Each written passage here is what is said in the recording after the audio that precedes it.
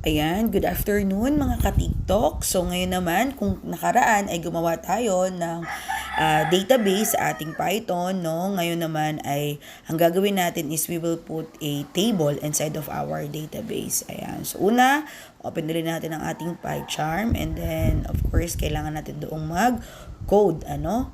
So yun, papalitan lang natin yung create database ng create table.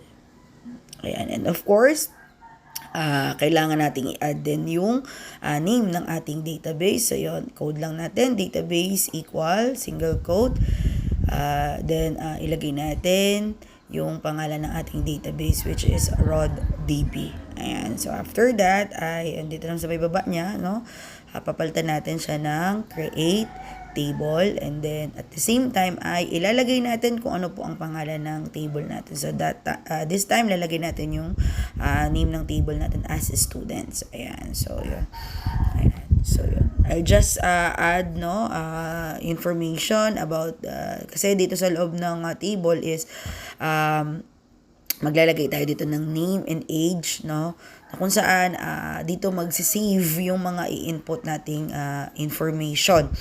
Ayan, pero ang pinaka kailangan nating maging result dito sa part na to is to check, no, kung pumasok yung paglagay natin ng table name sa mismong database natin na ang pangalan ay RodDB. Ayan, so ayan, hintay-hintay lang natin. So, ayan, nag-encode pa.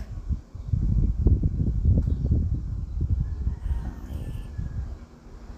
So, after nating ma-encode yan, no, i-click lang natin ulit yung save all. Saka po natin siya ipaparan. Ayan. Save all.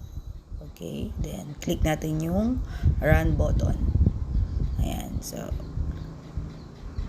So yun, para makita natin yung work natin, no? Makikita po natin yan sa MySQL Workbench. Ayan, so i-run muna natin yung sa PyCharm.